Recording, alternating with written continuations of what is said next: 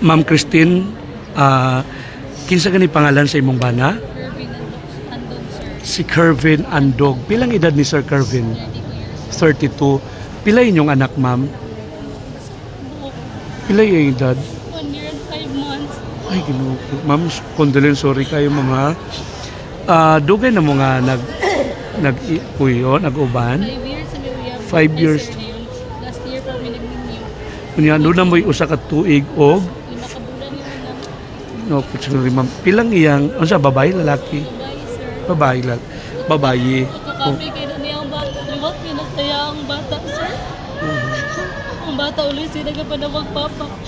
Wala nagapanawag mama. Puro wala papa, sir. Ay, Ginoo. Man, kagahapon antes may tabo ang aksidente pag-duty niya. By the way, pila na sa ka tuig nagtrabaho sa syudad, ma'am? 3 years sa mga Manog 3 years. Okay. Mao gina iyang daily routine nga mukuyog na yung mga troubleshoot. Oh, kay ano man na siya? Ng junior mechanic. Mechanic siya. So mao gina iyang routine. Kung asa tong traktora nga makuad, magkartos Sila. lang. Dito mag-rescue. Kuyog din siya. Mag-rescue din siya kuyog na-rescue, sir. Pero kagahapon, ma'am, prior sa aksidente, sorry kayo, nag-uot po na kung lugar nag-uol ko sa inyong bata. Wala kakabantay nga doon na something sa iya o namiling-biling siya, ma'am? Pero the other night, kagabi kay kuya ko gingnan nga. Ako sa giukaran, kay kakaon siya. Well, kakaon siya, sige po siya sa kuha nga. Kiss ko, kiss. So ako sa ginalukan, humit na po siya. Tingon na po siya, kiss ko. Nalukan na po na ako siya. Before may matulog, iya ko gingnan nga. Swerte kayo ko lang. Ito ako na minyuan kay. Kayo glain dagway babay ako na minyuan ang magunsa dagway ko. Iya ko gingnan sir. Before siya ni duty, nilakaw siya ng morning. Kaya po gingnan nga, kiss ko lang. Siya. Dili na siya.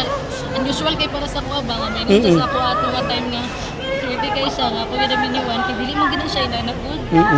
Doon na maguhan ka? Pero wala na ko gamay. Dayon tong pizza Chris magudi birthday man sa akong mama. Celebrate mi sa birthday sa akong mama. Ako mago lang busy kayo yagi ginatawag siya nganong ali ba nong. Sunsa man. Siya kadali lang kay daw katawag. Ali ba nong? Sunsa man siya. Mga play sininig ko sa March no nga.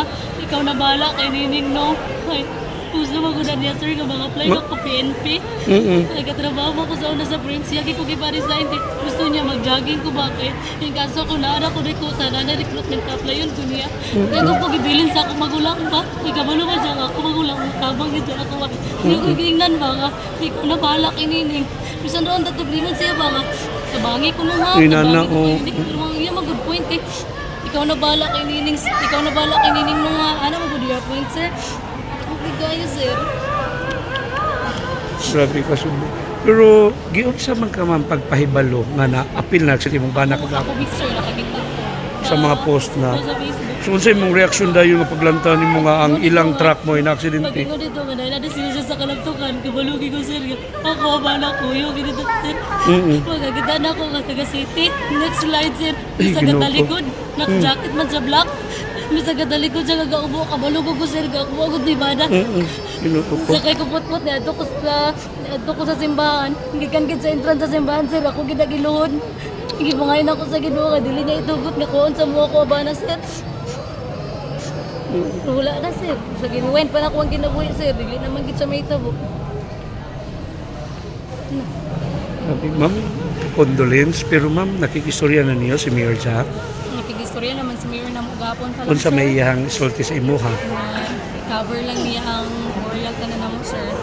Oh, tanan-tanan nga gastuhan kaangtod nga malubong. May luna. Tinigin sir. Oo. Then kaso na may mga tinahanglan.